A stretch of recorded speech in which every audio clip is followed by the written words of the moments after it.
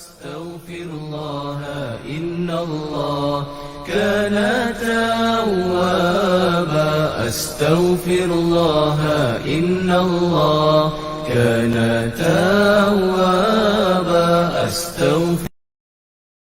أعوذ بالله السميع العليم من الشيطان الرجيم.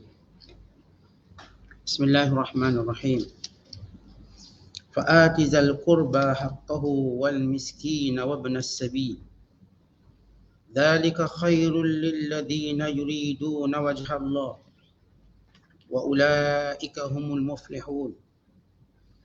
وما آتيتم من ربا ليربو في أموال الناس فلا يربو عند الله وما آتيتم من زكاة تريدون وجه الله فأولئك هم المضعفون. الله الذي خلقكم ثم رزقكم ثم يميتكم ثم يحييكم هل من شركائكم من يفعل من ذلكم من شيء سبحانه وتعالى عما يشركون. ظهر الفساد في البر والبحر بما كسبت أيدي الناس ليذيقهم بعض الذي عملوا لعلهم يرجعون. قل سيروا في الأرض فانظروا كيف كان عاقبة الذين من قبل كان أكثرهم مشركين فأقم وجهك للدين القيم من قبل أن يأتي يوم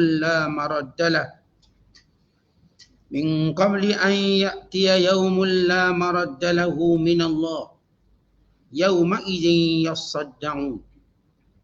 من كفر فعليه كفره ومن عمل صالحا فلأنفسهم يمهدون ليجزي الذين آمنوا وعملوا الصالحات من فضله إنه لا يحب الكافرين. صدق الله العظيم. Maka bagi menyatakan sikap syukur, berikanlah kepada kerabatmu dan orang miskin serta orang musafir akan haknya masing-masing. Pemberian yang demikian adalah baik bagi orang-orang yang bertujuan memperolehi keredaan Allah. Dan mereka itulah orang-orang yang berjaya. Dan ketahuilah bahawa sesuatu pemberian atau tambahan yang kamu berikan supaya bertambah kembangnya dalam pusingan harta manusia, maka ia tidak sekali-kali akan kembang di sisi Allah. Tidak mendatangkan kebaikan. Dan sebaliknya sesuatu pemberian sedekah yang kamu berikan dengan tujuan mengharapkan keredaan Allah semata-mata, maka mereka yang melakukannya itulah orang-orang yang beroleh pahala yang berganda-ganda. Allah jualah yang menciptakan kamu, kemudian ia memberi rezeki kepada kamu. Sesudah itu ia mematikan kamu, kemudian ia menghidupkan kamu semula. Adakah di antara makhluk-makhluk yang kamu sekutukan dengan Allah itu sesiapa yang dapat berbuat sesuatu pun dari segala yang tersebut? Maha suci Allah dan tertinggi keadaannya dari apa yang mereka sekutukan dengannya. Telah timbul berbagai kerosakan dan balak bencana di darat dan di laut dengan sebab apa yang telah dilakukan oleh tangan manusia. Timbulnya yang demikian kerana Allah hendak merasakan mereka sebahagian dari balasan perbuatan-perbuatan buruk yang mereka telah lakukan, supaya mereka kembali insaf dan bertaubat. Katakanlah, mengembaralah kamu di muka bumi, kemudian lihatlah bagaimana kesudahan orang-orang yang telah lalu yang telah dibinasakan. Kebanyakan mereka adalah orang-orang musyrik. Jika demikian keadaannya, maka hadapkanlah dirimu, wahai Muhammad, ke arah agama yang betul sebelum datangnya dari Allah hari yang tak dapat ditolak. Pada hari itu manusia akan berpecah kepada dua golongan. Sesiapa yang kufur ingkar, maka dialah sahaja yang menanggung bencana kekufuran itu. Dan sesiapa yang beramal soleh yang membuktikan imannya, maka merekalah orang-orang yang membuat persiapan untuk kesenangan diri mereka masing-masing. Kerana Allah akan membalas orang-orang yang beriman dan beramal soleh dari limpah kurnia. Sesungguhnya ia tidak suka kepada orang-orang yang kufur ingkar. Masih lagi kita berada dalam penafsiran surah Ar-Rum. Surah yang ke-30 pada juzuk yang ke-21. Bermula ayat yang kita bacakan pada malam ini, ayat yang ke-38 sehingga ayat 45. Ayat-ayat yang kita bacakan ini perintah Allah Ta'ala kepada hamba yang beriman supaya membelanjakan harta mereka pada jalan kebaikan. Dan supaya membelanjakan harta dengan tujuan untuk mendapat keredaan di sisi Allah. Gandaan di sisi Allah Subhanahu Wa Taala bukan gandaan di sisi manusia. Dan ayat yang kita bacakan ini Allah menjelaskan jaminan Allah akan rezeki kepada setiap hamba-Nya, khususnya orang-orang yang beriman. Kemudian Allah Taala menjelaskan tentang adanya pada mahsyar kebangkitan semula seluruh manusia dihimpunkan di suatu tempat. Demikian Allah Ta'ala menjelaskan tentang keesaan Allah yang berkuasa, yang menghidupkan, yang mematikan, yang mentakdirkan sesuatu kepada manusia. Kemudian ayat yang kita baca ini juga menjelaskan bahawa balasan yang berat bagi orang yang melakukan kerosakan di muka bumi. Dan kerosakan yang paling teruk ialah kekufuran kepada Allah. Ini kerosakan paling besar. Selain daripada maksiat dan dosa. Maka Allah SWT membahagikan manusia pada dua golongan pada hari di mana dibangkitkan nanti. Golongan yang kafir, maka mereka akan mengambil akibat perbuatannya. Baik disebut kafir kerana kekufuran dosa paling besar dan jenayah paling besar. Maka disebut balasan yang pertama bagi kekufuran. Berbanding dosa-dosa lain, mencuri, merompak, rasuah, menyamu dan sebagainya. Kerana ia berada di bawah daripada kufur. Maka Allah menjelaskan yang kufur akan diberikan balasan azab seksa di sisi Allah SWT. Dan pada akhir ayat yang kita bacakan, Allah menjelaskan bahawa orang kafir tidak akan berjaya. Tidak di dunia dan tidak juga di hari akhirat. Supaya kita mengetahui kegagalan yang sebenar ialah kekufuran. Itulah kegagalan yang sebenar di sisi Allah SWT. Berbanding di sisi manusia yang melihat kegagalan suatu perkara yang agak subjektif. Dalam Islam, kegagalan itu perkara yang amat objektif. Itu kufur kepada Allah. Siapa yang bertemu dengan Allah dalam keadaan kufur, maka kesudahannya amat dahsyat. Dan siapa yang bertemu dengan Allah dalam keadaan tidak kufur, maka ruang-ruang mendapat syafaat, ruang-ruang untuk diampunkan dosa terbuka luas. Ini ayat-ayat atau kesimpulan daripada ayat yang kita baca. Kalau sebelum ini ayat-ayat yang kita bacakan menjelaskan bahawa Allah tidak layak disekutukan. Dan Allah dah beri perumpamaan tentang contoh pada kehidupan manusia. Apakah mereka suka kalau hamba-hamba mereka itu berkongsi harta dengan mereka? Kalau dibahagikan sama rata, pasti mereka tak akan suka. Dan ini hamba. Dan mereka tuan. Dan mereka lah yang mencari atau yang mempunyai wang ataupun hartanya. Bukan hamba. Kemudian Allah Ta'ala menjelaskan tentang watak manusia kalau susah dan kalau senang. Susah kembali pada Allah. Bila senang, lupa daratan. Dan manusia yang bila mana dilimpahkan kepada mereka nikmat, lalu mereka juga lupa kepada Allah. Dan bila mereka susah, mereka berputus asa daripada rahmat Allah. Kemudian Allah menjelaskan pada ayat yang ke-37 yang kita bacakan semalam, kita tahu kesinambungan tafsir pada malam ini, bahawa Allah yang memberi rezeki melapangkan, meluaskan dan juga menyempitkan. Kerana rezeki itu sebagai satu ujian Allah Ta'ala kepada hamba-hambanya. Supaya mereka mengetahui rezeki ini dia tak berkait dengan bangsa. Tidak juga berkait dengan, kita katakan, negara atau sebagainya. Tapi ia satu bentuk ujian Allah. Ada negara yang dahulu kaya, kemudian miskin. Ada yang miskin, kemudian kaya. Individu juga begitu, ada yang miskin, kemudian kaya. Yang kaya, kemudian miskin. Maka semuanya ini bentuk yang disebut oleh Allah sebagai ujian. Maka Allah Ta'ala bila menguji hambanya, baik dengan kekayaan atau dengan kemiskinan, ia tidak menghentikan hambanya untuk buat baik. Kita tak boleh kata saya cuma akan derma bila saya kaya. Kalau susah, tak. Artinya kita gagal dalam ujian Allah. Kita tak boleh kata saya bila sihat baru saya ibadat, bila sakit tak nak ibadat. Maka kita gagal dalam ujian Allah.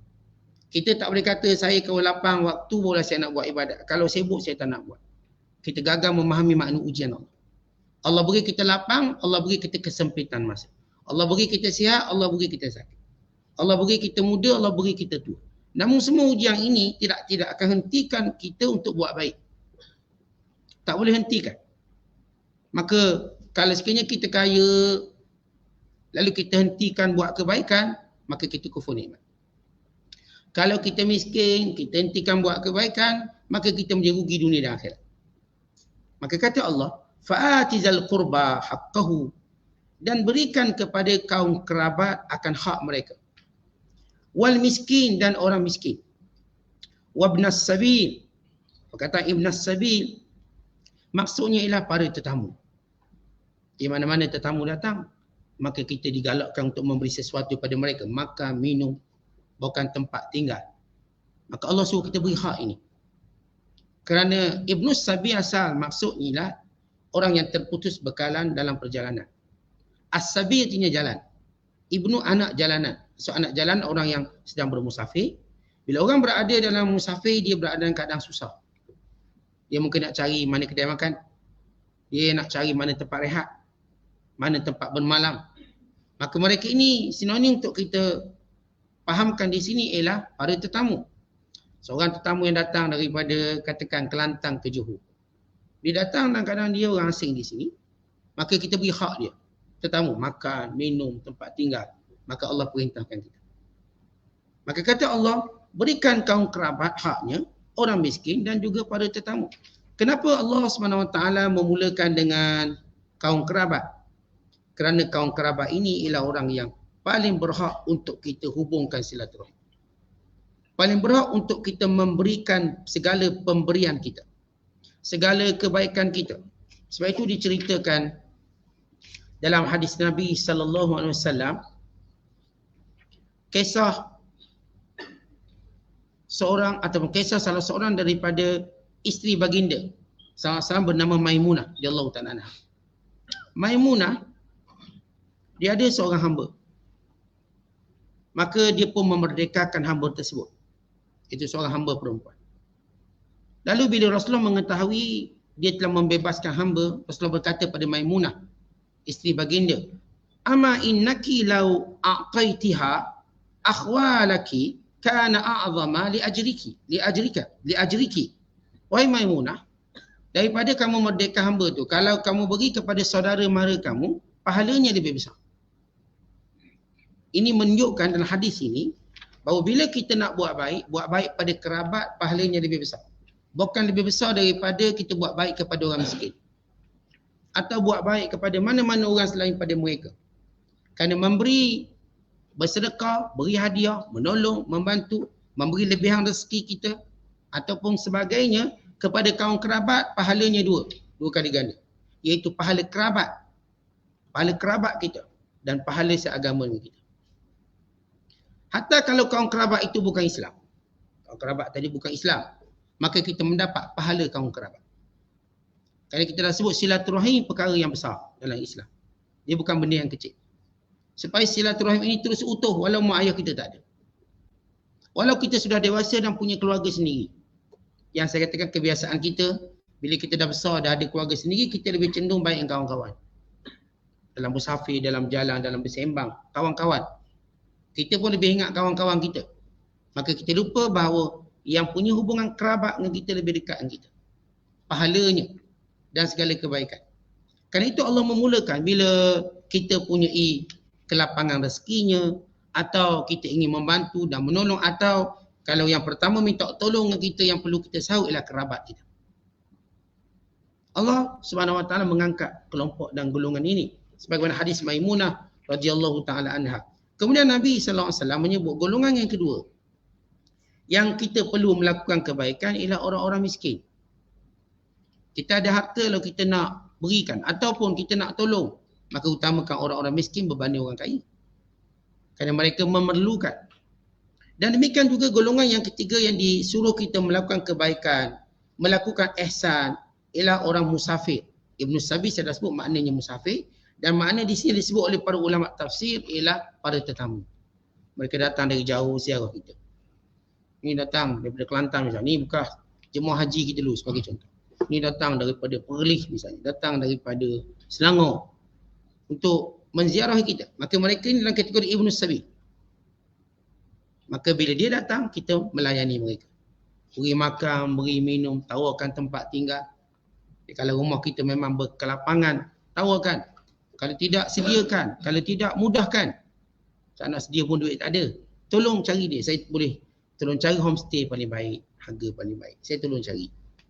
Maka ini adalah dorongan untuk kita melakukan kebaikan. Namun, kebaikan yang tujuan kita lakukan untuk apa? Kata Allah, "Dzalika khairul lilladzina yuriduna wajha Allah."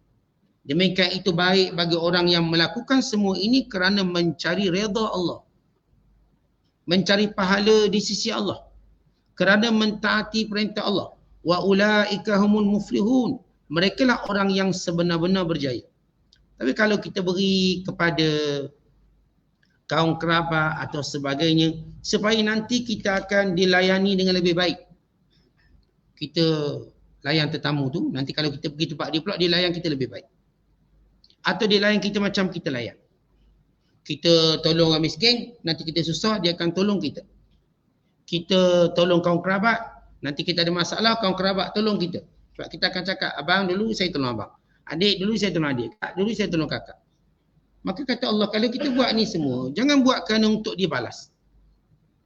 Jauh sekali supaya kita dibalas lebih banyak. Tetapi lakukannya kerana Allah SWT. Bagaimana hukum orang yang kalau dibuat baik, supaya dia dibalas lebih baik? Atau dia buat baik supaya dia riak dan sombong? Apa hukumnya? Contoh macam saya katakan, saya ada jirang sebelah, saya pun bagi sepinggan kuih, mudah-mudahan dia hantarlah sekawah daging. Sebab dia orang kaya. Mesti dia malu, dia hantar sekawah daging. Atau saya hantarlah kepada dia sekerat ayam, mungkin dia hantar pada saya sebelah ataupun sekerat ekor unta. Sebab dia orang kaya. Kita beri, kita nak tengok dia punya balasan. Jadi kita nak tengok dia punya kebaikan. Saya hari ni dia datang rumah saya nak jamu sungguh-sungguh. Dan saya nak buat balas balik ziarah saya supaya dia buat lebih pada tu. Apa hukum orang yang nak macam tu? Ataupun orang yang mungkin tolong orang mengharapkan balasan riba, atau kita katakan supaya dia beri hutang supaya dibalas lebih banyak. Dengan mensyaratkan. Ada keadaan bila kita tolong orang, kita syarat biar dia pulang balik dengan baik. Ada keadaan kita mengharap dia pulang dengan lebih baik. Dua keadaan. Apa kata Allah Ta'ala tentang perangai ini? Kata Allah, "Wa ma ataitum mir ribal yarbu fi amwalin nas, fala yarbu indallah." Apa sahaja yang kamu beri pada manusia supaya kamu harap lebihan balasan harta-harta manusia kepada kamu, fala yarbu indallah, maka dia tak akan berkembang di sisi Allah. Untuk faham ayat ini, kita lihat satu ayat Allah Ta'ala menyebut, wala tamnun tastakthir. Jangan kamu memberi supaya kamu dapat lebih banyak pada itu. Baik, kita ceraikan satu persatu hukum. Pertama, hukum riba. Riba ni dia beri sesuatu supaya dibalas, disyaratkan balasnya banyak ni banyak ni. Saya bagi pinjam awak 100, awak kena balas balik 120, 130, 200. Ini disyaratkan dalam akad. Maka disebut riba dan diharamkan. Dalam apa bentuk? Bila mana kita beri tolong pada orang supaya kita syaratkan dia untuk balas semula dengan gandaan. Khususnya bila kita bagi pinjam duit dan sebagainya. Yang kedua, kita beri seseorang suatu pemberian, kita tak syarat tapi kita harap mungkin dia akan balas lebih baik. Maka apa hukumnya? Untuk Nabi SAW, Rasulullah diharamkan memberi sesuatu untuk dapat lebih baik. Walaupun dalam hati, tak boleh. Berkenaan dengan larangan inilah turun ayat Allah, wala tamnun, jangan engkau wahai Muhammad memberi, tastakthir, mengharapkan balasan lebih baik. Artinya kalau Nabi SAW beri seorang tadi, beri makan lah, sepinggan. Harap orang ni nanti jumpa Rasulullah bagi 3-4 pinggan. Mengharapkan. Tapi kalau tak harap, dia bagi itu lain. Kita ni dalam hati kita berharap. Bagi Nabi, dilarang sama sekali.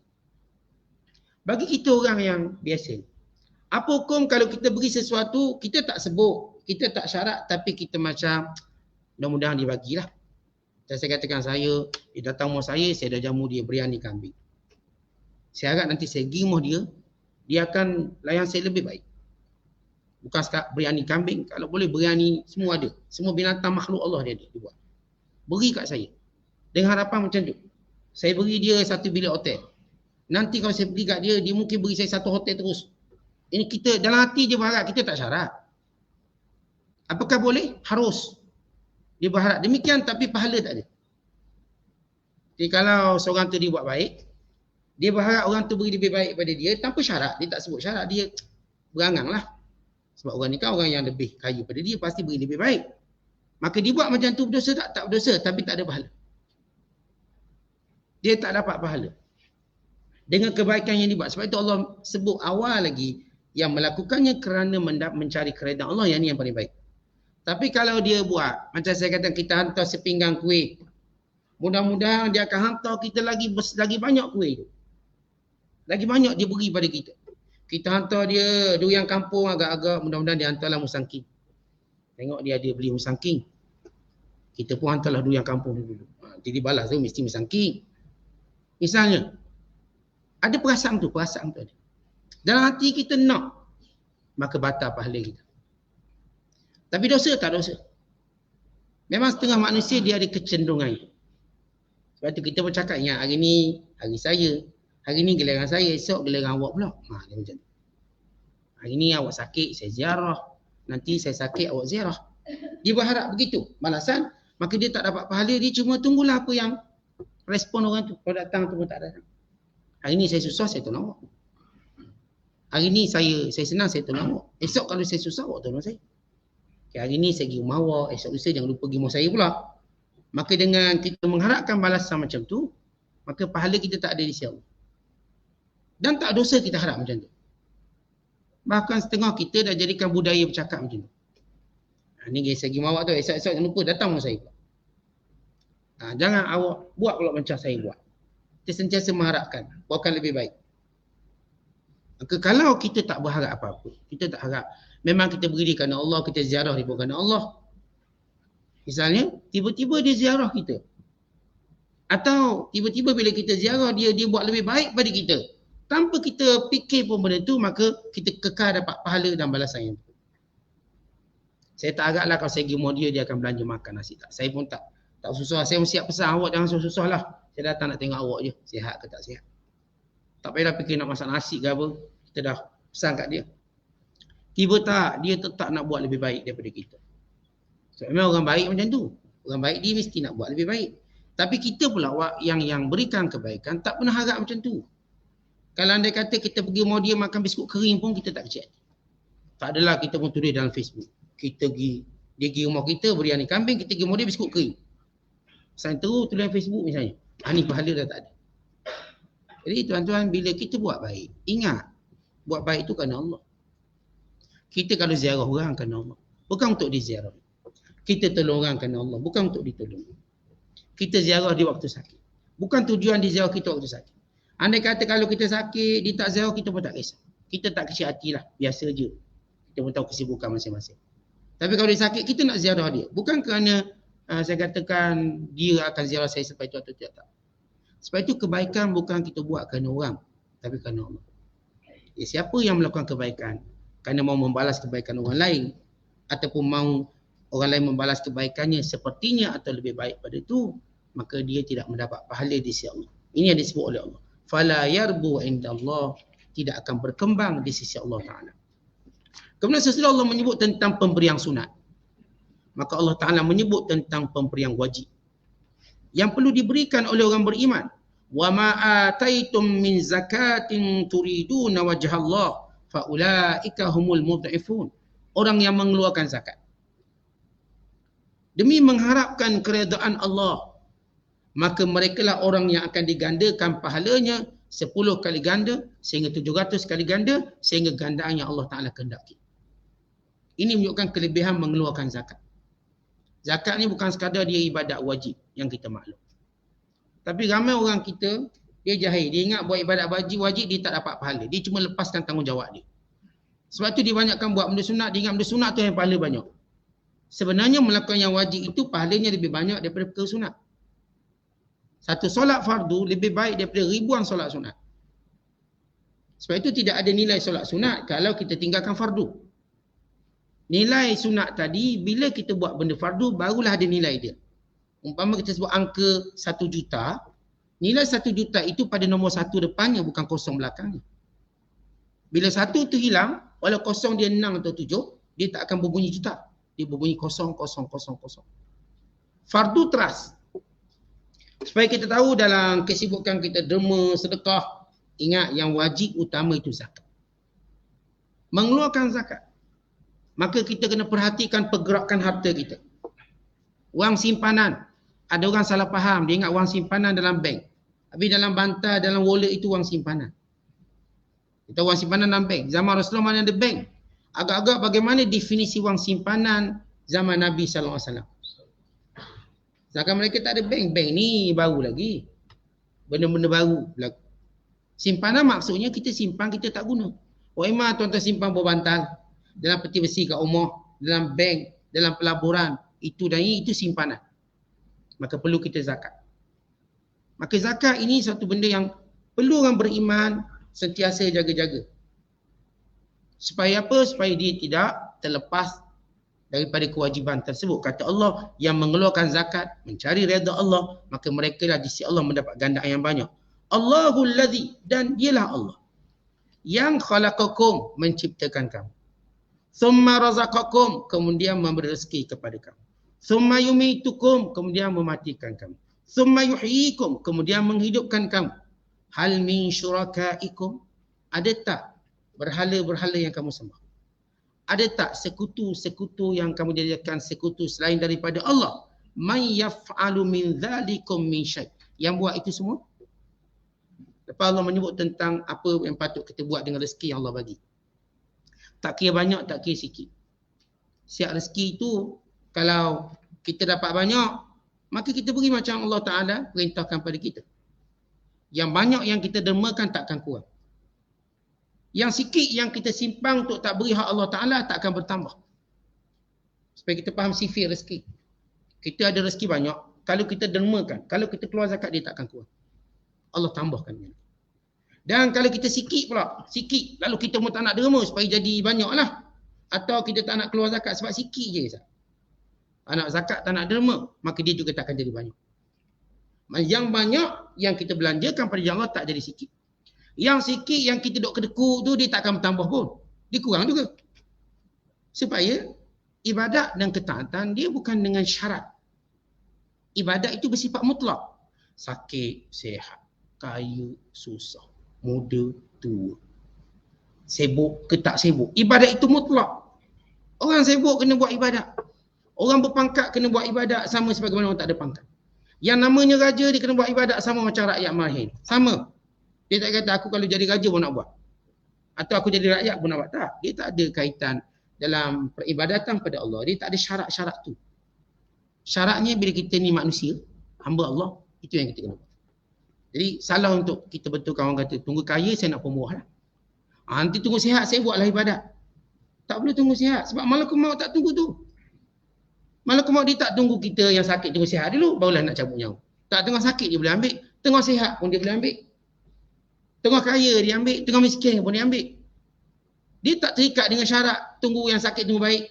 Yang miskin tunggu kaya supaya dia buat ibadat boleh cabut nyawa. Tak, dia tak tunggu yang tu. Kerana Allah Ta'ala dah berikan kepadanya tempoh. Kepada malakul maut ambil nyawa dia sekian-sekian waktu, sekian-sekian ketika. Sebab itu bila kita beribadat menunggu waktu atau menunggu keadaan tertentu, maka ini antara sebab terdedahnya mati dalam keadaan tidak baik. Sebab itu kata Nabi SAW, bila seorang memuji seseorang di hadapan Rasulullah, fulang bin fulang baik, rajin sembahyang sekian. Nabi kata, jangan kamu melihat ia baik sehingga kamu lihat bagaimana kesudahannya. Sebab baik itu dia bukan bermusim. Memang kita pergi kat Mekah semua nampak baik. Dia bermusim. Kat Mekah, kat Madinah semua nampak baik. Yang nampak biasa-biasa tu pun dia mungkin dia melintasi orang lain di sudut kebaikan. Banyak bersemangat. Kita tawas sekali, dia tahu 10 kali mungkin. Tapi kita tengok bila balik Malaysia pula macam ni. Sebab nilai ibadat itu bukan di mana dia berada, tapi bagaimana dia melakukan dengan segala keadaan dia sehingga berakhir dengan penutupan usia dia. Maka itulah disebut husnul khatimah. Dan itu saya dah sebut tadi, kita bukan buat baik ni bersyarat, buat baik mutlak. Tuan-tuan kerja apa pun buat baik. Masa kanak-kanak kita buat baik, masa tua buat baik. Dia tak ada istilah tunggu dan tunggu. Maka Allah Ta'ala ingatkan lepas sebut tentang rezeki apa yang patut kita buat, maka Allah Ta'ala menyebut tentang kekuasaan Allah yang mutlak. Allah yang menciptakan kamu. Allah yang menciptakan ini, Allah ini yang tentukan rezeki kamu. Maka supaya kita faham, kita makhluk Allah, Allah dah catat rezeki. Allah akan beri rezeki pada kamu. Tak ada benda yang perlu kita takut kerana ramai anak untuk kita takut. Atau kalau nanti ekonomi dia berbolak-balik lalu kita takut tak ada rezeki. Rezeki kita ada. Dia cerita orang takut ni, dia takut tak kaya, itu takut dia. Tentang kita belajar sejarah, walau bagaimana ekonomi ni runtuh, rezekinya ada. Cerita ketakutan rezeki jatuh, takut orang-orang kaya, dia takut tak kaya. Secara rezeki ada. Boleh makan. Kita 2-3 tahun PKP. Yang kita duk bimbang, rezeki ada tak? Ada jalan. Lagi banyak dia makan. Akhir keluar ni, misalnya ni, Puk Panda lah. Apa nama geng-geng makan ni. Lagi kuat dia makan rupanya. Untuk menunjukkan, dia bukan kebimbangan manusia, bukan tak ada rezeki. Kebimbangan manusia tak boleh kaya. Itu bimbang. Yang ramai orang penyakit bimbang ni bukan sebab dia tak akan dapat makan lalu mati kebuluh. Tak ada benda tu. Yang mereka duk bimbang, mereka tak boleh kaya macam dulu. Dan tak boleh nak maintain dia punya lifestyle, cara hidup mereka. Yang dulu ada kondo tinggi, tiba-tiba kena turun bawah. Yang dulu mungkin kerjanya kat langit, kemudian kena kerja kat bawah. Maksudnya pilot, kena kerja bawah. Yang dulunya sekian, kita cuma takut kita punya darjat kita turun. Itulah ketakutan sebenar kalau kita namakan, oh nanti ekonomi bermasalah. Tak, ekonomi bermasalah pada orang-orang yang nak kaya. Ada orang biasa tak ada benda yang menjadikan kekurangan rezekinya. Kata Allah, Allah cipta kamu, Allah yang jamin rezeki kamu. Lepas Allah sebut Allah jamin rezeki. Lalu Allah Ta'ala kata, dan Allah yang mematikan kamu. Kemudian Allah yang menghidupkan kamu. Maka ini dalil kebangkitan semula.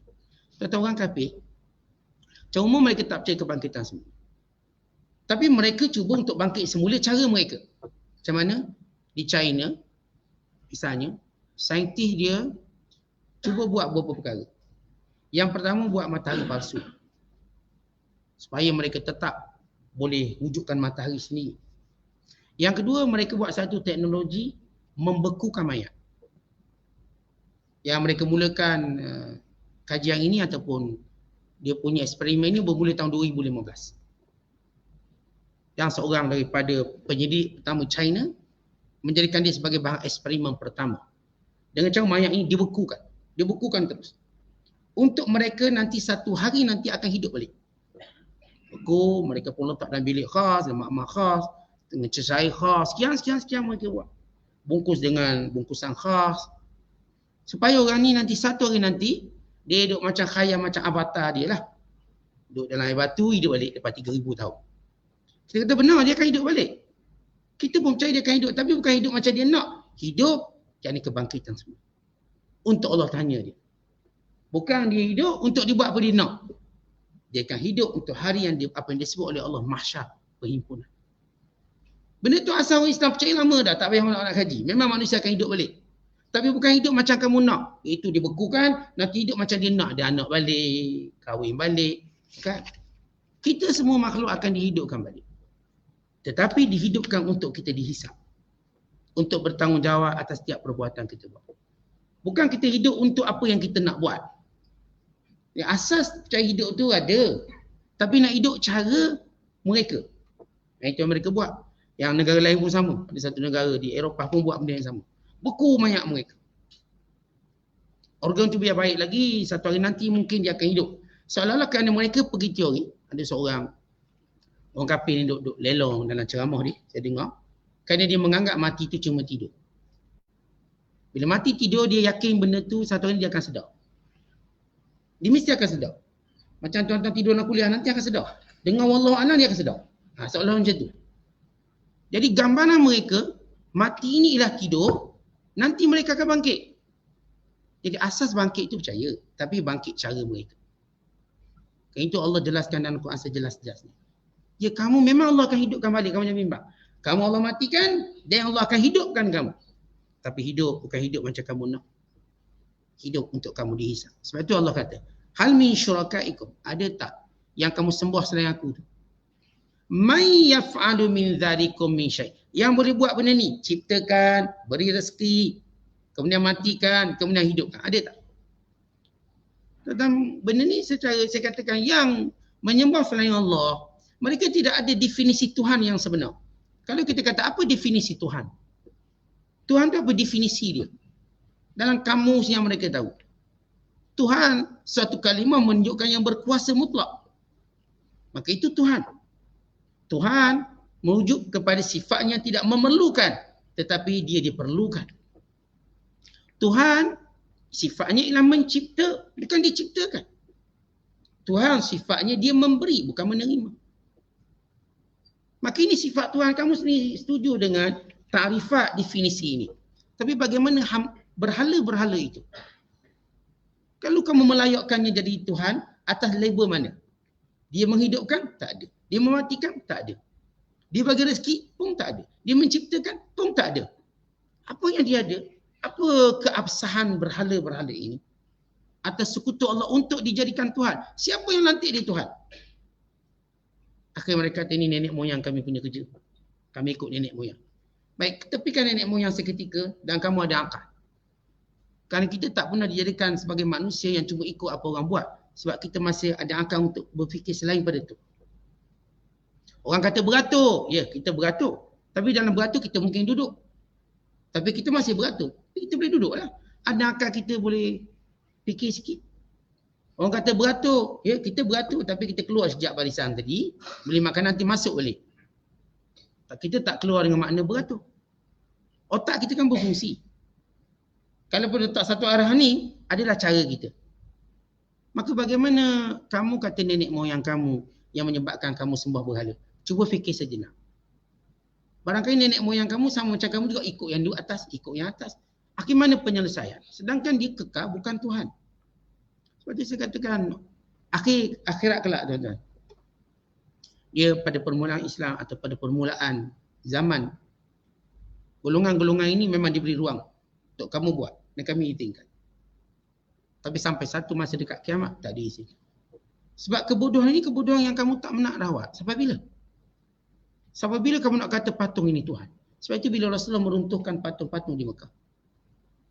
Sebab sebenarnya tanah Arab lain. Ini tak dilakukan di luar sebenarnya tanah Arab. Sebenarnya tanah Arab Rasulullah robohkan. Kenapa? Kerana orang Arab faham Quran. Maka mereka tak layak sembah berhala. Dan ternyata memang tidak ada orang Arab sembah berhala. Sebab Quran diturunkan bahasa Arab. Sebagai satu khususiat Quran itu kepada bangsa Arab tidak dibenarkan menyembah berhala. Allah tidak izinkan mereka. Kerana mereka faham dengan jelas Al-Quran itu berbanding bangsa lain. India ke apa, dia nak sembah berhala ke, hold dia. Yang namanya Arab tak boleh. Sebab itu Rasulullah SAW mengarahkan semua berhala di semenanjung tanah Arab dirobohkan. Semua. Kalau sahabat mencari mana berhala. Untuk orang Arab ni tengok secara mata kepala mereka, Tuhan yang mereka sembah itu dirobohkan. Tanpa orang yang merobohkannya kena apa-apa. Mereka melihat dengan mata kepala sini kepalsuan ini. Maka tidak ada di negara Arab yang sembah berhala. Tak ada. Allah jadikan terpelihara.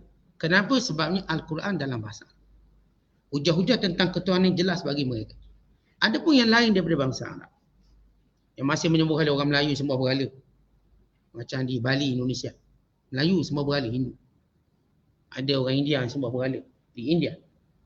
Ada Cina yang sembah berhala. Ada orang Nepal yang sembah berhala. Beberapa buah negara-negara berhala. Misalnya, maka mereka diberi tempoh untuk disampaikan hujah ini. Al-Quran ini, hujah ini sampai kepada mereka. Sebab kita tahu, antara agama yang akan dihapuskan ialah agama berhala. Bahkan sejarah dari sudut statistik pun telah menunjukkan agama berhala, dia menurun dengan begitu drastik. Turun. Akhirnya untuk mereka mengekang turunnya tadi, mereka lancarkan perang pada orang Islam. Sebagaimana berlaku di India hari ini. Kerana mereka tengok makin drastik turun. Dan Islam dia ancaman dan mereka menganggap nanti orang Islam akan menguasai India. Lalu mereka mengisyaratkan perang secara terbuka melalui lagu-lagu ucapan bersemangat dia punya pemimpin-pemimpin agama mereka. Itu mereka buat hari ini. Mereka lakukan. Kenapa? Kebimbangan mereka agama ini menurun dengan drastik dan kenaikan Islam yang drastik. Sebab orang berfikir. Manusia berfikir. Kalau sampai ke bulan boleh fikir, takkan patung depan ni tak boleh fikir. Dia boleh fikir teori tu, teori ni, boleh buat tu, buat takkan bab ni tak faham. Maka inilah ketakutan mereka. Maka Allah Ta'ala menjelaskan, berhala itu tak boleh melakukan apa. Kemudian sesudah Allah menyebut tentang kenaifan berhala dan juga sekutu Allah. Maka Allah menyebut kerosakan yang mereka manusia lakukan. Kata Allah, zaharal fasadu fil barri wal bahr. Telah zahir kerosakan di daratan dan di lautan. Di daratan dengan berlakunya gempa bumi, dengan berlakunya kemarau, dengan berlakunya banyak malapetaka. Di lautan pula dengan banyaknya tenggelam ataupun kita katakan puting beliung dan juga tenggelamnya kapal-kapal dan ombak yang besar yang membentuk tsunami. Kata Allah akan berlaku kerosakan darat dan laut. Laut pun akan berlaku kerosakan sehingga orang tak berani duduk kat laut. Dek ributnya, ombaknya, tsunaminya, tenggelamnya kapal. Ini bila akan zahir satu waktu, mana-mana kapal berdagang berlayar akan tenggelam. Dan demikian juga daratan. Akan kurangnya tanaman, akan berlakunya al-qahtu, kemarau yang panjang. Kata Allah, zahir semua kerosakan ini. Kehancuran ini. Semuanya disebabkan apa? Kata Allah, bima kasabat aidin nas. Disebabkan perbuatan tangan manusia. Apa maksud perbuatan ini? Bukan kerana mereka manipulasi hutan, mereka buat pembangunan tidak terkawal, mereka itu picisannya. Itu dia punya serpihan ke kerosakan. Kerosakan mereka yang utama ialah kufur dan maksiat. Contoh kalau manusia ni dia geng-geng Greenpeace yang jaga alam, yang jaga sekian-sekian, jaga semua binatang. Mereka jaga, benda itu tetap akan rosak. Sebab dia rosak bukan kerana itu. Yang utama rosak disebabkan kekufuran dan dosa. Sebab dosa dan juga kekufuran, maka tempat itu akan hancur. Sama sebagaimana berlaku pada kaum Sabak. Tuan-tuan Sabak, negara maju, negara aman. Yang kita katakan siapa pun sakit, dia pergi ke Sabak sembuh. Dia hygiene-nya udara dia. Yang ada kutu. Ni yang ada kutu atas kepala ni. Bila dia pergi ke negara Sabak, kutu tu mati. Kenapa? Kerana sihatnya.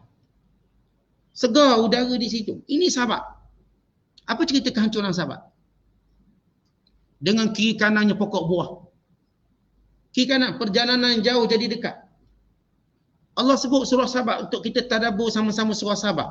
Kerana ramai manusia dia nampak nak majukan negara tanpa mengambil kira kufur atau tidak kufur manusia, dosa atau tak dosa manusia. Yang penting negara maju dalam tu ada LGBT tak apa, ada kufur tak apa, berhala banyak pun tak apa. Semua maksiat tak apa. Yang penting kita maju. Baik, kita pun bagi contoh. Salah satu daripada puluhan, mungkin ratusan contoh. Negara Sabak. Sabak ni tuan-tuan, apa benda tak ada. Kekayaan dia. Yang perjalanan jauh jadi dekat. Dek kiri kanannya pokok buah-buahan. Pemandangan yang indah. Kita kan tuan-tuan kalau kita lalu kawasan yang indah pemandangan, rasa sekejap je. Pandang kanan, oh bunga lawanya. Kiri, Masya Allah menghijaunya. Pandang kiri kanan sampai dah. Sebab apa lawa. Ini kan pula kiri kanannya pokok buah free je ambil. Ambil makan dah banyak-banyak. Lalu mereka kata, kenapa kita jalan ni dekat sangat? Kalau jauh dekat lagi bagus. Mereka nak rasa jauh. Kekufuran mula berlaku. Dan negara mereka menyembah matahari. Mereka sembah matahari. Ini berlaku selepas kematian Malaikatus Sabak. Ataupun Balqis. Balqis, mula-mula dia kufur. Sembah matahari. Sebenarnya Allah Ta'ala cerita dalam surah An-Nam. Kemudian dia berkahwin dengan Sulaiman AS. Dan setengah riwayat kita dah baca, dia kahwin dengan Raja Tubak. Raja Tubak seorang raja mukmin. Dia bawa empayar Nabi Allah Sulaiman. Maka Sabak muslimah, negara Islam. Maka bila mati sahaja Malaikatus Sabak atau Balqis, maka negara itu kembali menyembah matahari. Dan negara itu ada satu sumber air terkenal, dipanggil Saddu Ma'rib. Empangan Ma'rib. Maka tiba-tiba empangan itu pecah. Dek pecah, lalu menghancurkan semua kota Sabak. Lalu yang masih hidup berpindah ke semenanjung tanah Arab. Menjadi golongan yang disebut sebagai golongan Musta'ribah. yang berpindah daripada Yaman. Dek Yaman masa tu hancur dek banjir. Tengok, dia bagus semua, tiba-tiba berlaku banjir kerana pecah empangan. Sebab apa berlaku tu? Sebab apa? Kerana kufur mereka pada Allah. Habis. Kata kita kalau cerita maju macam mana? Negara maju mana yang boleh halang kemarau? Soalan dia. Ada tak negara maju boleh halang kemarau? Tak boleh. Negara maju mana yang boleh halang gempa bumi? Cuba beritahu satu negara boleh halang gempa bumi. Okey, tak boleh. Negara mana yang boleh menghalang puting beliung? Sebut satu negara yang boleh halang puting beliung. Okey, tak boleh. Baik, ini semua siapa? Tentera Allah. Bila Allah akan hantar? Bila negara tu buat maksiat. Maka Allah akan hantar. Walau hebat macam mana. Yang kita sebut gempa bumi di New Zealand sebagai contoh. Bandar yang dianggap aman di dunia. Di Christchurch. Di Christchurch. Yang berlaku beberapa jam saja hancur. Ini bandar Kobe tahun 1997. Yang terkenal dengan teknologi rumah anti gempa bumi. Jambatan anti gempa bumi. Jalan anti gempa bumi. Semua akhir terlingkup. Terlingkup. Mana ilmu mereka? Maknanya apa yang Allah nak signa kat kita tu? Kekufuran. Itu Jepun tak akan menjadi aman.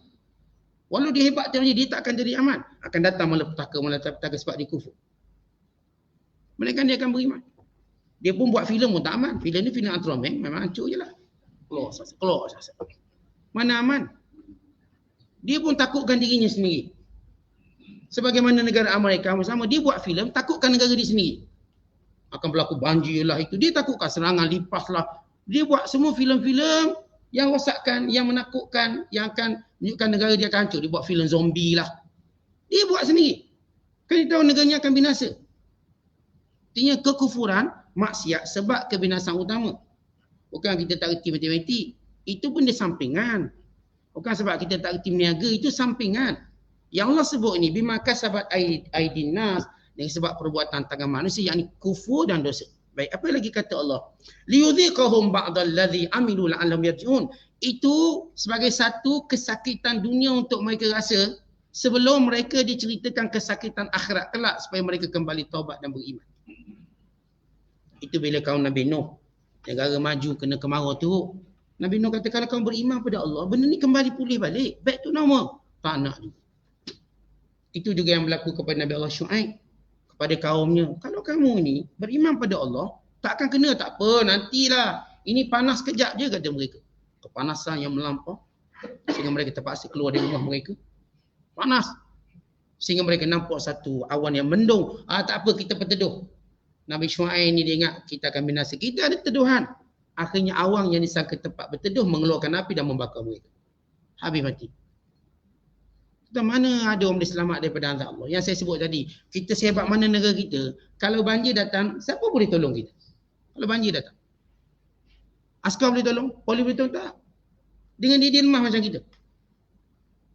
Tak ada. Apa pun teknologi tak boleh untuk menghalang sekat banjir, puting beliung, sekat gempa bumi, tak boleh. Tentang dengan sekelip mata datang tsunami berapa ratus ribu mati. Yang Jepun ni ada amaran tsunami, yang ni pun ada amaran tsunami, dia ada alat-alat dan sebagainya. Tengok ratus ribu mati dalam sekelip mata. Itu siapa boleh sekat tu? Ilmu mana boleh sekat? Ilmu manusia mana yang boleh sekat benda tu yang kita dah lalui, yang kita dah tengok. Yang kita masih rasa kedahsyatannya dalam tahun 2004. Ilmu mana boleh sekat? Melainkan kita bermunajat pada Allah. Kembali pada Allah. Mohon pada Allah. Bahkan jangan kata benda tu tuan-tuan. Bila kita sakit kat badan kita, siapa boleh rawat? Lah Zuhair nampak dulu doktor, nampak dulu klinik, nampak dulu hospital. Kalau doktor pun dah surrender, siapa boleh rawat kita masa tu? Siapa yang akhirnya kita cuma lihat kematian di hadapan kita? Siapa yang boleh tolak kematian? Kita ada duit juta, lalu kita beri pada malaikat, aku tak nak mati ni ambil duit. Atau kita ni ada CJ yang hebat, tak apa, saya akan buat satu cara, malaikat maut tersesat jalan, dia silap pergi ambil rumah orang lain. Tak ada. Akhir sampai masa yang bernama profesor, yang bernama raja, yang bernama penguasa, yang bernama tukang jampi, tok pawang, yang punya ilmu kebal, yang punya semua ilmu dunia ni, akhirnya tersungkur jatuh mati. Tuan-tuan, siapa boleh halang tu? Tak ada. Ini yang kita nak tengok, kita nak lihat asal masalah itu pada kufur pada Allah dan maksiat. Kemudian kata Allah lagi, Qul siru fil ardh. Dah kalau kamu tak percaya sangat, Qul siru, pergi jalan. Fanzuru, tengok kaifa kana aqibatul ladzina min qabl, bagaimana negara-negara dulu yang aman, makmur, kaya raya, melimpah ruah, rakyatnya sihat, tak pernah sakit, rakyatnya kuat, perkasa, semuanya. Bagaimana dibinasa? Ada orang baca tamadun Indus, iaitu Mohenjo-daro dan Harappa. Tamadun ni hebat. Dia ada sistem pemerintahan yang bagus, sekian-sekian. Kita baca ini sikit-sikit. Tapi bagaimana dia hancur? Tiba-tiba saliran yang disebut pemerintahan paling hebat di dunia tersumbat. Sumbat mengakibatkan banjir, menghancurkan semua. Ilmu mana boleh halang? Mereka dah ada ilmu apa disebut perbandaran. Buat struktur perbandaran yang boleh selamat daripada sekian. Tetapi bila datang bala Allah, mana boleh selamat? No, satu ketika dahulu tahun lepas, Eropah dilanda banjir besar-besaran. Apa dia boleh buat? Tak boleh buat apa? Jerman ke? Negara sekian habis banjir. Tak boleh buat apa? Walaupun kita canggih, alat perang yang canggih, bom canggih, kereta laju, datang banjir boleh buat apa? Tak boleh buat apa. No, Pakistan, baru lagi kita dengar Pakistan. Berapa jam hujan? 3 jam je hujan. Banjir yang menakutkan. 1 juta buah bangunan habis hancur. 1 juta bangunan. Yang mereka bina puluhan tahun. Dengan nilai yang 10 bilion dolar USD. Dia nyampe kat 50 bilion duit Malaysia. 50,000 juta. Yang kalau kita kerja tu tak dapat duit banyak tu. 3 jam je habis. Tuan-tuan kerja, tak berak, tak tidur, tak kencing. Kerja sampai kencing, dapat tak 50 bilion? Yang kata 50 bilion, 50,000 belum pasti ni. Tapi bila Allah nak ambil, berapa detik? Ini taufan Katrina di Amerika. Katrina. Dia kalau taufan, dia mesti nama perempuan. Dia hancurkan kawasan ni. Dalam berapa jam saja, berapa puluh bilion mereka rugi. Kita duk cerita ekonomi, cara pelaburan untuk 1 bilion pertama, 1 juta, bla-bla. Allah ambil sekelip mata. Sekelip mata. Tuan-tuan ada duit banyak. Sekelip mata je sakit, duit tu habis berubat. Ubat, ada seorang hamba Allah, dia habis 125 juta dolar untuk obat rawat dia yang berakhir dengan mati dia. Dia kena breast cancer, dia pun berubat. First rawatan dia bayar 25 juta. Cari doktor terbaik, obat terbaik, bilik terbaik, bayar 25 juta. Lepas tu tambah lagi untuk 90 juta berikutnya. Sekian berakhir, mati. Berapa dia habis? 125 juta dolar. Tuan-tuan tengok nilai duit tu. Satu sakit selesai masalah. Maksudnya habis nama dia. Kita dah nak kaya dapat 500,000 ni. Semayang zuhur, tak asar, tak maghrib, tak kaya, nak kaya. Allah ambil sekelip mata je. Sakit telinga je habis 500,000 tu. Sakit kaki je habis 500,000 tu. Bukan banyak sangat. Supaya kita tahu tuan-tuan, yang kita ada dunia tak banyak. Ni rumah besar, sekejap je runtuh habis. Masukkan tanah belakang. Supaya kita sedar kekuasaan ni. Kalau kita apalah Ustaz cakap bab ini, Allah kata ginilah. Mu ni payah sangat nak faham. Pergi lihat sejarah umat dahulu. Yang kita dah sebut ni umat Sabat, umat Samud, umat Ad. Mereka lebih power pada kita. Ini Fir'aun. Dengan peninggalannya yang tak pernah ada orang kaya boleh tinggal sebegitu peninggalan. Mana-mana orang kaya kalau dia ada harta semua tak difraikan, dia tak ada apa. Tinggal batu nisan. Fir'aun ada macam-macam walau dah mati lama, 1000 tahun. Dia masih tinggalkan piramid dia. Dia masih akan tinggal dia punya mayat dia, even mayat dia. Itu pun tak beri faedah pada dia.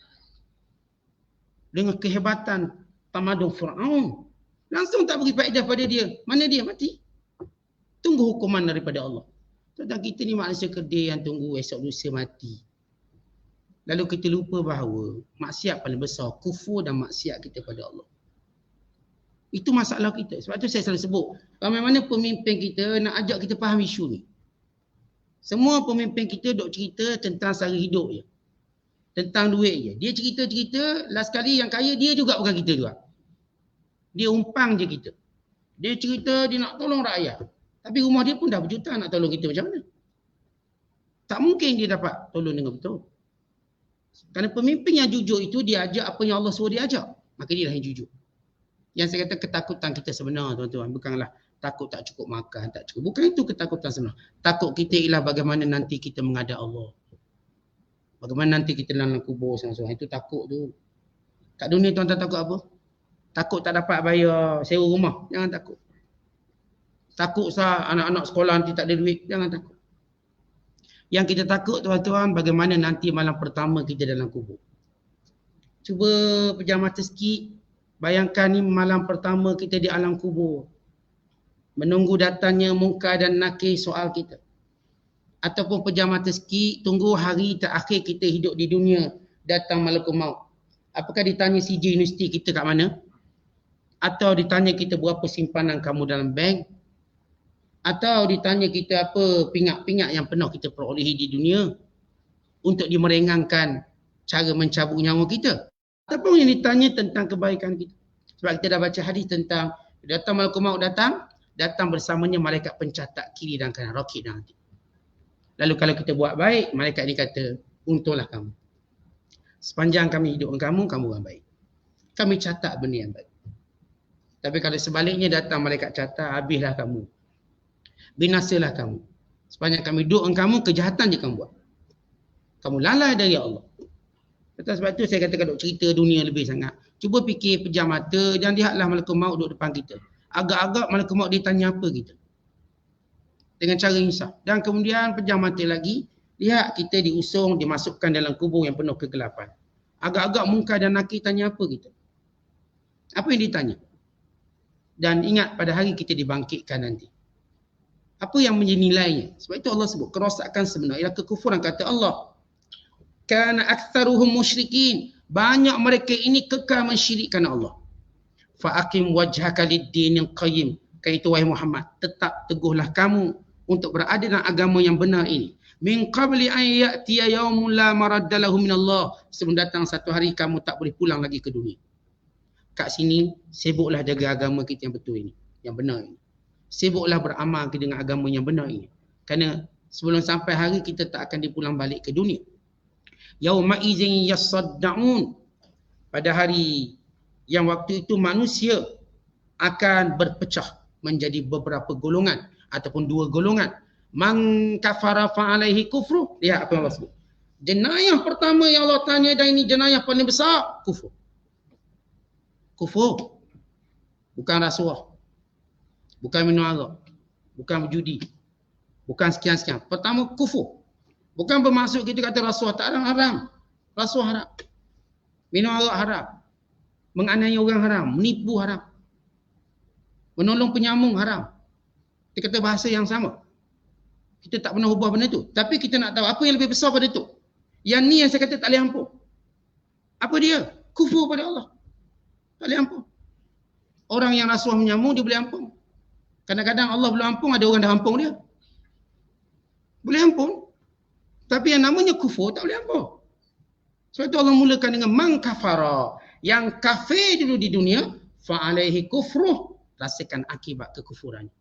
Sebab itu zalim pemimpin membiarkan rakyatnya kufur. Zalim dia. Satu tuntutan yang rakyat dia akan halakan balik pada dia. Kamu duk mimpin tak ajak pun kami beriman. Kami kekal kufur.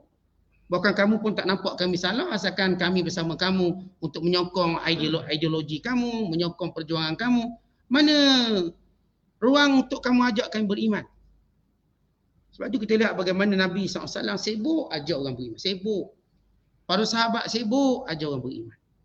Semua orang dulu sibuk ajak orang beriman kerana mereka tahu itu tanggungjawab utama. Akhir sebab mereka sibuklah kita dapat keimanan hari ini. Dan hari ini kita tak sibuk benda tu. Lalu kekufuran berkembang. Siapa nak tanggung dosa mereka? Jadi dosa kecuaian kita. Kemudian kata Allah, wa man amila salihah, dan siapa yang melakukan amal soleh, fali anfusihim yamhadun, maka balasan itu akan mereka perolehi. Mereka akan berada di tempat yang baik dalam syurga mengikut kadar amalan mereka. Disebut dalam Asar. Difirmankan pada orang beriman, wahai orang beriman, masuklah kamu syurga dengan rahmatku, dan beradalah kamu di tempat syurga mengikut amalanmu. Kata kita masuk syurga dengan rahmat Allah. Tapi kedudukan kita dalam syurga berdasarkan amalan kita. Yang amalnya banyak, yang amalnya yang besar-besar, maka dia pada kedudukan yang lebih tinggi pada yang lain. Tapi masuk syurga semua orang beriman dengan rahmat Allah. Rahmat Allah itu bermula dengan iman seorang pada Allah, maka bermula rahmat Allah. Tapi kalau kafir, haram rahmat Allah. Allah tak akan merahmati mana orang kafir. Walau hari ni kat dunia kita puji dia baik, bagus. Kita namakan jalan dengan nama dia. namakan sekolah dengan nama dia, dia tidak ada nilai di sisi Allah. Tuan-tuan, letaklah kamu nak tak nilai macam mana orang ni, berilah pingat sebanyak-banyak pingat, buatlah patung peringatan, siap setuju, ceruk, jalan-jalan, dia tak ada nilai di sisi Allah, kerana dia kufur. Walaupun orang cuba muliakan ni ustaz, walaupun di kafe dia pejuang sebenar, menjaga rakyat, kita letak patung Tiskaria dia, patung kenangan dia, tugu dia, sekian-sekian tempat gambar dia, diajar dalam silibus sejarah-sejarahnya, tentang kita cuma ajar benda yang tak ada nilai ni di sisi Allah. Kan di sisi Allah yang paling bernilai ialah iman. Tak ada iman, tak ada nilai. Pujilah melambung langit tu, tak ada. Kerana Allah menilai seorang dengan iman. Kerana ini aturan Allah. Kemudian kata Allah Ta'ala, liyajziyalladzina amanu, dan untuk Allah Ta'ala membalas kepada orang yang beriman. Yang Allah mulakan dengan iman. Dengan iman datang balasan. Yang ini kebaikan. Wa amilus solihat, dan melakukan amal soleh. Min fadlihi, dengan kurniaan Allah kepadanya. Innahu la yuhibbul kafirin. Maka Allah Ta'ala tutup ayat ini. Sesungguhnya Allah tak suka orang kafir. Allah tak suka. Dalam ayat sebelum kita baca, innahu la yuflihul kafirun. Orang kafir tak berjaya. Ayat ni pula kita baca, innahu la yuhibbul kafirin. Allah tak suka orang kafir. Maksudnya tuan-tuan, agama kekufuran dia, ya kita suka dia buat baik, dia saudara kita mungkin. Okey, itu tak apa. Sebab masalah suka benci dia ada dua bentuk. Kita suka disebabkan dia ni kaum kerabat, itu tak salah, itu fitrah. Dia panggil fitrah ghariziyah. Fitrah kebiasaan kita lah. Kita kalau ada adik-beradik, kita sayang lah, walaupun adik-beradik lain agama. Atau kerana dia kawan sekolah kita, kawan sepejabat, dia memang baik. Kita sayang dia atas asas fitrah ghariziyah. Tapi kita tak sayang apa yang dia anutinya, agama dia. Kita benci pada kesesatan dia. Ya, kita okey dengan dia dalam semua muamalah kita okey. Kalau ansur kita okey. Kadang-kadang kita jadikan dia partner, kita tak salah. Kalau ambil orang kafir jadi partner, tak salah. Abdul Rahman bin Auf dia ada partner orang kafir dalam perniagaan dia. Uthman pun ada partner, tak ada masalah. Kalau sebahagian kafir jadi partner kita bisnes, dia bagus, bijak, ahli dalam bidang, okey silakan. Masalah yang kita sebut sayang dan benci ni masalah akidah. Bila cerita je bab akidah, kita benci. Kerana kamu telah sekutukan. Hal lain dia ajak kita berjalan sana, berjalan, okey kita okey dengan dia, tak ada masalah. Muamalah kita dengan dia di dunia dia tak ada masalah. Kebencian kita berkait dengan kebatilan yang dipegang. Tapi bukan maksudnya kita benci tadi kita pukul dia. Tak, kita tak dibenarkan pukul. Kita dah sebut.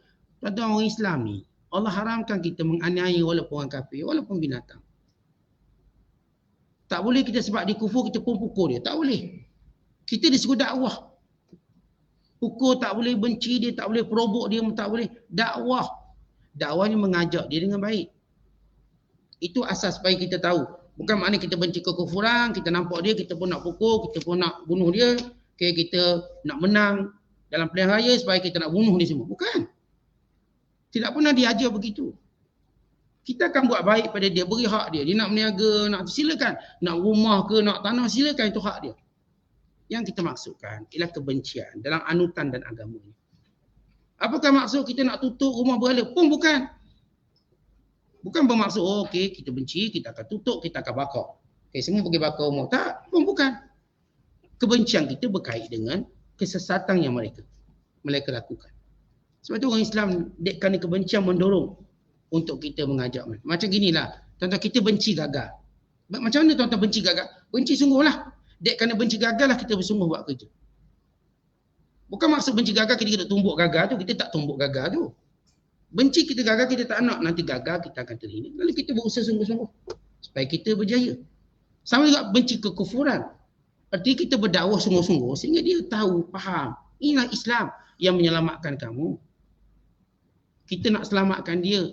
Kalau kita tengok orang lemas, kita cenderung untuk selamat. Maka lebih utama lagi orang yang kufur untuk kita hendak dia selamat. Itu orang Islam berusaha bersungguh-sungguh untuk mengislamkan mereka tanpa menganiaya mereka atau menzalimi mereka. Dan Allah sebut secara jelas, Allah tak suka orang kafir. Apa maksud Allah tak suka orang kafir? Maknanya akhirat kelak Allah tak akan bagi ruang apa pun syafaat. Apa pun percubaan untuk membantu mereka. Meringankan azab? Tidak. Mengeluarkan mereka dari neraka? Tidak. Kerana Allah tak suka orang kafir. Kerana tempat ini, negeri ini negeri orang beriman. Bukan lagi negeri orang kafir. Di dunia Allah dah beri peluang banyak. untuk kamu lihat keadaan ataupun macam kita sebut kesyirikan ini satu benda yang jelas salah. Mereka tak mampu membelanya. Macam mana nak bela berhala yang kata Tuhan? Tak mampu. Mereka memenatkan otak mereka berfikir untuk membela satu benda yang salah. Tentang kita nak bela ni, walaupun kita cerdik, ini kita nampak ni penutup air, kita nak kata dia ni penutup kereta. Penutup air. Gunalah hujah macam kita akan penat. Ini tetap penutup air. Ini cawan. Tak, kita kata ni bukan cawan, ini motosikal. Lalu kita berhujah, menggunakan segala kekuatan. Kita penat. Kita sendiri tahu benda tu salah. Begitulah penyembah berhala. Lepas tu orang sembah berhala kita cakap gini je. Kenapalah kamu sembah patung? Itu cukup menjadikan mereka tak mampu nak jawab. Akhirnya mereka berkata, ini yang kami ikut nenek moyang kami. Dah memang macam ni keturunan kami. Atau mereka mungkin marah kita. Kenapa sekat kami nak sembah berhala? Kenapa mereka tunjuk marah? Ada benda yang patut mereka berfikir daripada marah. Kerana tujuan orang Islam bukan menghina mereka, tapi membimbing tangan mereka untuk memeluk Islam. Dan bila mereka memeluk Islam, mereka akan dapati mereka sekasih-kasih manusia di sisi orang beriman. Ini ada seorang sahabat yang nak bunuh Rasulullah SAW. Yang datang ke Madinah dari Mekah, niat nak bunuh Rasulullah. Maka Umar sekat tengah jalan. Maka Rasul kata biarkan dia ke depan. Bagi sampai ke depan. Sampai ke depan, Rasulullah beritahu kamu berpakat dengan kawanmu untuk membunuhku. Dan kamu ada hutang banyak. Dan kawanmu yang akan bayar hutang kamu, betul atau tidak? Lalu kata lelaki ini, benar ya Rasulullah. Sebab kami berdua je dekat Hijr Ismail berbisik untuk bunuh kamu. Macam mana kamu tahu? Kerana aku Rasulullah. Allah beritahu. Maka dia seketika itu mengucap Islam. Masuk Islam. Lalu kata Umar Khattab, sewaktu kau masuk, kamu lebih aku benci daripada babi. Tapi sekarang kamu lebih aku suka daripada diri aku. Lihat bagaimana Islam mengubah. Waktu kau masuk tadi niat nak tidak baik kepada Rasulullah, aku tengok kamu lebih hina daripada babi lagi. Tunggu nak bunuh je, tapi Nabi tak bagi. Tapi sekarang, kamu lebih aku sayang daripada diri aku. Tetapi itu sikap orang Islam macam tu. Kita bukan benci dia tu. Kekufuran, waktu dia memeluk Islam, maka dia saudara kita. Dan kita akan menyayangi dia. Kita memberi haknya. Itu beza. Dengan orang lain yang benci secara kosong je. Dia tak kira orang tu, tak perlu masuk. Dia cuma benci je. Kita tak benci kerana perbuatan tu. Waktu mereka berhenti, maka kita akan jadikan mereka sebahagian saudara yang kita sayang. Wallahu a'lam bishawab. Assalamualaikum.